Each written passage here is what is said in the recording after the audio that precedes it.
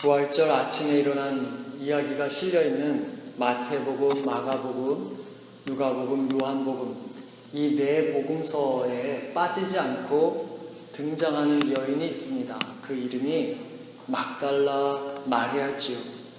원래 막달라 마리아는 7 귀신이 들렸던 여인으로 정신줄 놓고 살던 그런 사람이었습니다. 그러다가 예수님을 만나서 깨끗함을 얻고 그때부터 자신의 인생은 나는 예수님의 은혜로 덤으로 산다라는 그 마음으로 예수님이 가신 곳마다 따라다녔고 그리고 십자가에 못 박히는 그 순간까지 함께했던 여인입니다.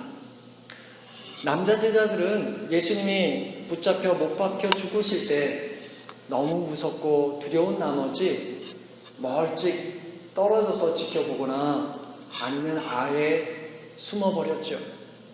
하지만 막달라 마리아는 다른 여성교회 회원들하고 끝까지 남아서 아리마대 사람 요셉이 예수님의 시체를 가져다가 자기 무덤에 장사 지내는 것을 본 뒤에야 집으로 돌아갑니다. 그날은 금요일이었지요.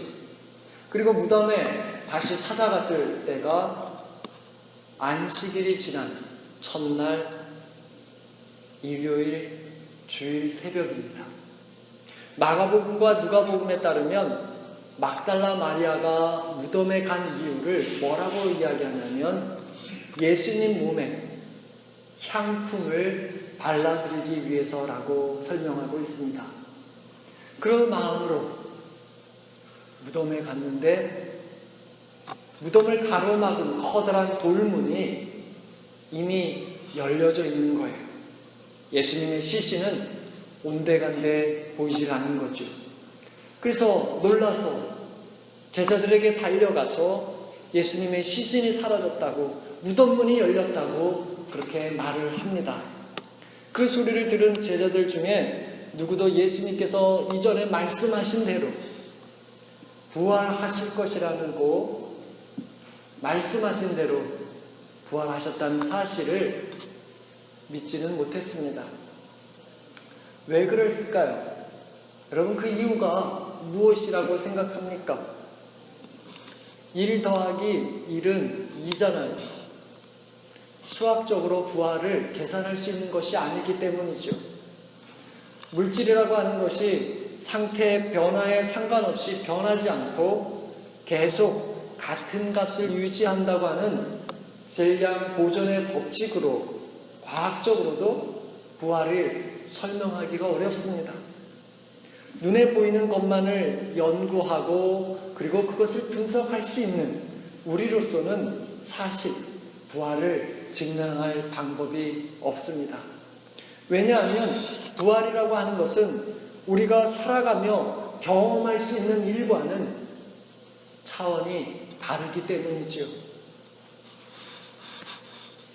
그래서 2000년 전부터 지금까지 예수님의 부활을 부정하는 이야기들이 있습니다. 대표적인 것이 누군가 예수님의 시체를 옮겼다라는 것이죠. 13절 말씀에서 마리아가 대성통곡하는 이유가 그것 때문입니다. 막달라 마리아는 무덤을 관리하는 관리인이 예수님의 시체를 옮긴 것으로 생각을 했었지요.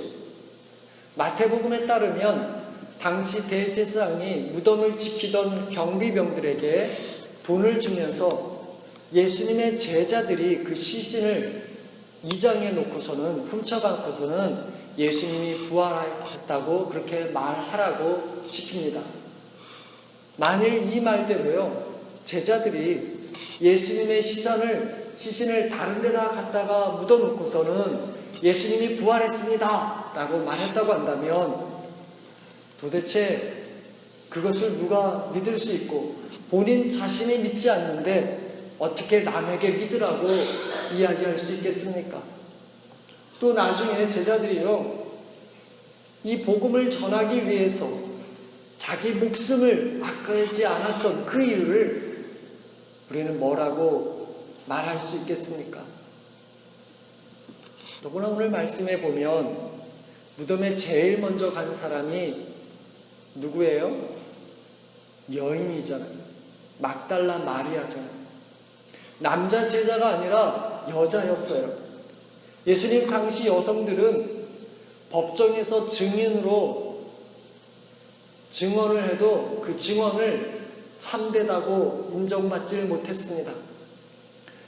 최근까지 중동에서는 여성 3명의 증언과 남성 1사람의 증언이 같은 값으로 여길 정도입니다. 그러니 2000년 전에는 얼마나 더 그랬겠습니까?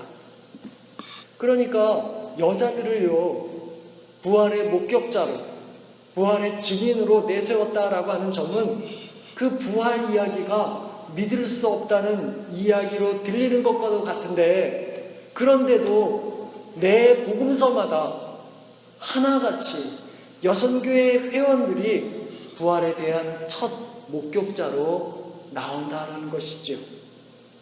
도대체 왜 이러겠습니까? 그것은 실제로 그랬기 때문이라고 밖에는 달리 설명할 수가 없는 것이죠. 이와 반대로 로마 당국자들이나 아니면 무덤을 지키던 관리인이 예수님의 시체를 훔쳐간 것이라고 한다면 예수님께서 부활했다고 제자들이 증거하며 다닐 때 웃기는 소리 하지 말라고 여기 그 시체가 있다고 증거로 내어놓았을 것입니다. 이러니 오늘 말씀은 막달라 마리아의 그 말을 통해서 십자가에 달려 죽으시고 무덤에 묻힌 그 예수님은 하나님의 역사하심으로 부활하셨지, 로마 당국자나 아니면 무덤 관리인에 의해서 시신이 도난당했다거나 아니면 제자들에 의해서 이장되었다는 점은 생각할 수 없는 일이라는 것을 역으로 보여주고 있는 것입니다. 물론 이외에도 예수님의 부활을 부정하는 여러 가지 이야기들이 있지요. 하지만 공통적으로 그 모든 이야기가 인정하는 것이 한 가지 있는데, 그것은 예수님이 묻혔던 그 무덤에 예수님의 시신은 없었다라는 것입니다. 그래서 그 빈 무덤을 보고, 무덤이 비어있는 그것만을 보고 예수님이 부활했다는 사실을 믿은 제자들도 있지만, 대부분의 제자들은 예수님이 부활했다는 것을 믿지 못했습니다. 오늘 막달라 마리아도 그런 사람들의 대표죠. 누군가 예수님의 시체를 가져간 것이라고 믿었지 부활했다고는 생각하지 못했습니다. 왜 이런 것일까 한번 생각을 해봅니다. 그 이유는 예수님에게 걸었던, 예수님에게 향했던 그들의 기대가 무너졌고, 그래서 믿음이 약해졌기 때문이라는 것입니다. 제자들은 예루살렘으로 들어갈 때 예수님을 향해서 호산나 호산나 외치며 환호하던 그 백성들을 보면서 우리가 모시던 예수님이, 우리가 모시는 선생 예수님이 하나님의 아들로서 이제 이스라엘의 왕이 되리라 기대했지요. 그런데 예수님은 오히려 죄를 뒤집어쓰고 붙잡혔고, 그리고 갈릴리에서 그렇게 놀라운 기적을 행하시던 것과는 달리 예루살렘에 들어가서는 아무런 기적도 행하지 않으셨습니다. 그리고 십자가에 올라가서 죽으셨기 때문이죠. 여러분 생각해 보십시오. 여러분의 믿음이 언제 약해집니까? 열심히 믿음으로 살고 충성으로 섬기지만 기대한 대로, 바라던 대로 이루어지지 않을 때가 아닙니까? 그래서 하나님께 따지고 싶을 정도로 섭섭한 마음이 들었을 때가 아닙니까? 무엇보다 지금껏 믿음 생활한 것이 허무감을 느꼈어요. 찬송을 불러도, 기도를 드려도, 예배를 드려도 아무런 감동이나 느낌을 받지 못할 그때가 아닙니까? 제자들은요, 예수님이 부활했다는 그 소식을 들었지만 허튼 소리로 여겼습니다. 이것처럼 우리에게 다가오는 현실의 어려움은요, 우리로 하여금 하나님을 하나님으로 보지 못하게 만들고 우리의 마음 문을 닫게 만듭니다. 14절 말씀에서 막달라 마리아가 예수님이 자기 눈앞에 서신 것을 보았지만 예수님인 줄 알아차리지 못했던 이유가 바로 여기에 있습니다. 마리아는요, 십자가에 못 박혀 죽은 그 예수만 찾았기 때문입니다. 예수님이 십자가에 달려 죽었으니까 이제 모든 것이 다 끝났다 여겨서 예수님이 가까이 계셨지만 예수님인 줄 몰랐다라는 것이죠. 더구나 부활하신 주님의 몸이 예전 몸이 아니라 신령한 몸으로 바뀌어졌기 때문입니다. 여기서 우리가 알아야 할 사실이 있는데, 그것은 부활이라고 하는 것이 우리 옛날 몸의 상태로 되돌아가는 것이 아니라는 점이죠. 그것은 하나님에 의해서 하나님과 함께하는 새로운 차원으로, 우리가 알지 못하는 차원으로 가는 것입니다. 이러니 부활은요, 우리가 하나님 나라에 눈을 떠야만 믿을 수가 있는 것입니다. 예수 그리스도께서 죽은 자들 가운데서 부활하셔서 우리로서는 상상할 수 없는 차원으로 옮겨갔었다는 것을 믿을 때야만 그것이 받아들여지게 됩니다. 그런데 문제는 막달라 마리아가 보여준 것처럼요, 우리도 절망감 때문에 주님이 옆에 계셔도 주님인 줄 모르고 지낼 때가 참 많다는 것입니다. 하나님, 내가 하나님을 위해서 살아보려고 이렇게 헌신하는데 하나님 제 소원을 들어주기는커녕 이런 어려움을 허락하십니까? 하며 구한 대로 주시지 않은 것에, 기대한 대로 받지 못한 것 때문에 절망을 느끼곤 하지. 때로는요, 기대하지 않은 사고로 무덤 속과 같은 골짜기에 머물 때도 있습니다.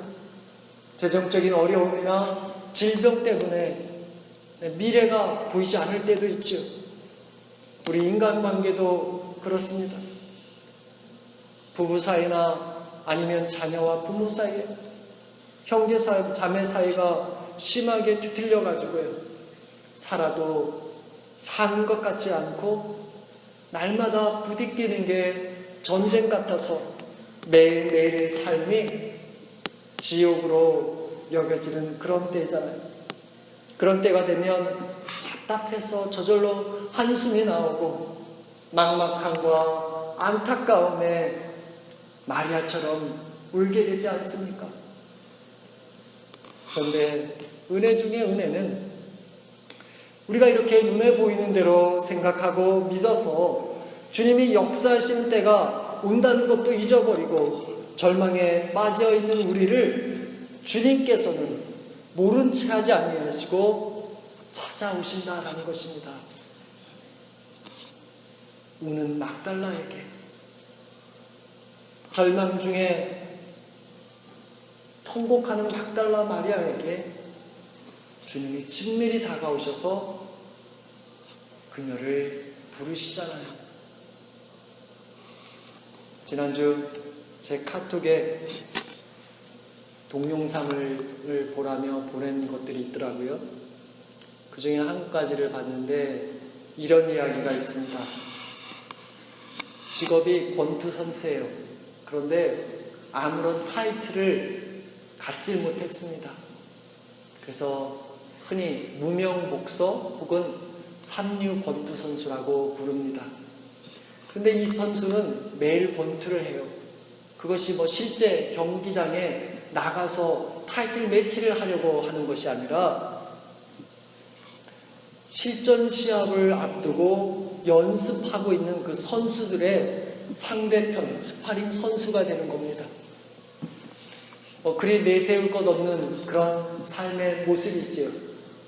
하지만 자신을 부끄러워하지 않는 이유가 있는데, 그것은 그에게 4살 된 사랑하는 아들이 있기 때문입니다. 그래서 쉬는 날이면 그 아들과 함께 놀아주고 시간을 보냅니다.